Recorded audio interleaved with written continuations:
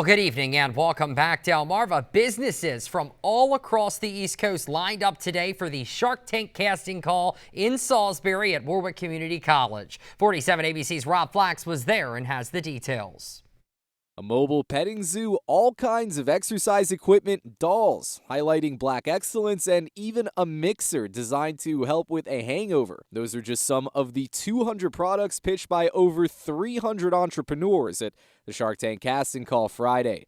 Some say it's a chance to get their lifelong passions in front of a bigger audience and transform their businesses. I specialize in social emotional learning, so I created a line of dolls to empower girls and to inspire them to love themselves and to focus on their beauty from the inside out. I thought it was going to be a hobby, but it's really picked up and we are so busy to the point we're expanding to a destination location instead of being mobile. For others, it's a chance to pivot a lifelong career to work for themselves. 30 plus years in this industry, working in all aspects, from writing books to being on TV. I've already sold millions of dollars worth of fitness products for other companies. Now it's time to sell millions of dollars for myself with one shark. Each business got a chance to make that killer first impression in front of producers from the show, hoping to be its latest success story.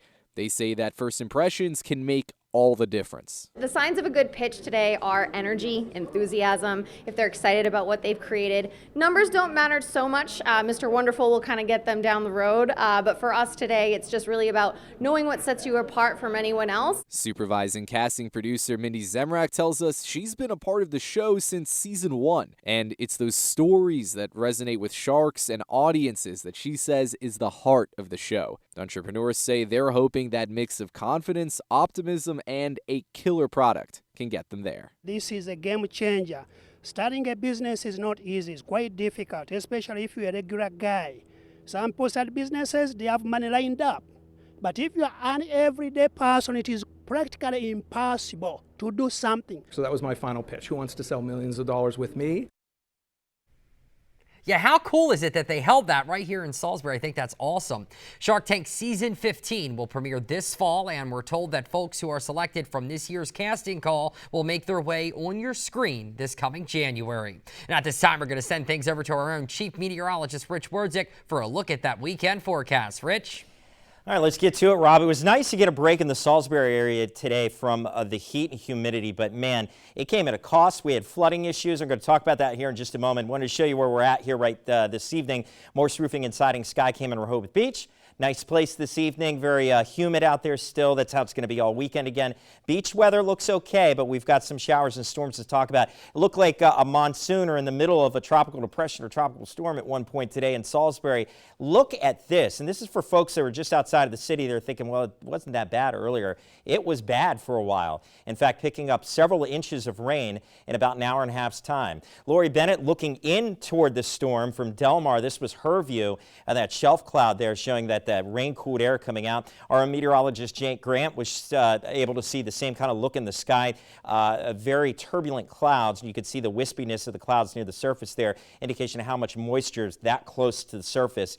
It was just caked in moisture, and that's why we saw so much water come out of these storms. Close to 4 inches of rain on the east side of Salisbury, just south of town here near the college, 2.5 inches. But look at that, just outside of town to the east of Eden, barely registering as far as accumulation, and outside of Delmar there about 1 inch. Taking the wide view, you see feast or famine. Lots of areas here, no rain at all today. If you were in the blue, you saw just a little bit of rain. Accumulation out of Sussex County under 2, and even up in Kent County, Delaware, 3.5 inches of rain. That's how localized the heavy rain was today. That's how it's going to be again tomorrow. 89 degrees. We broke the streak at Salisbury Airport. First time this week we didn't get to 90, but it felt a lot hotter than 89 degrees. All right, current weather watchers calling it at 73 from Chucky and Lewis. Ted Millsboro 76. Marion Station, that's Josh there at 75 degrees. So looking at the satellite and radar, much quieter here through the night as expected. Just scattered clouds, and within this very moisture-laden environment, expect the fog to be a possible issue here by tomorrow morning, especially those of you along the coast. So heading out the door in the morning for the beach, it might start gloomy, but we'll get some sun. And then those showers and storms isolated will fire up again tomorrow. A few places seeing very heavy rain once again. Back to tonight, warm and muggy, patchy fog late. We're staying in the 70s. 87 to 92 tomorrow, especially inland Delmarva. We should be the low 90s, but everywhere feeling like the 90s, if not close to 100 with the heat indices. Beach forecast looking okay. Again, the first half of the day all right. Got to watch that lightning threat in the afternoon tomorrow and again on Sunday afternoon. But storms on Sunday will be more numerous, not only at the beach, but all of Delmarva. In fact, we're looking at got an elevated risk here of severe weather late in the afternoon and evening. It's something we're going to be tracking closely, of course, through the weekend. So the scattered showers and storms would be along a very weak cold front. I've been saying this all week. Weak because it doesn't really cool us down. All it does is drop the humidity a bit. That comes on Monday. And not looking bad with our nighttime lows finally dipping into the 60s there briefly, but hot and humid once again through most of next week. Hey, we're not done with DSI. You know how it works. We've got more from Brandon and Devin on the other side of the break. Stay with us.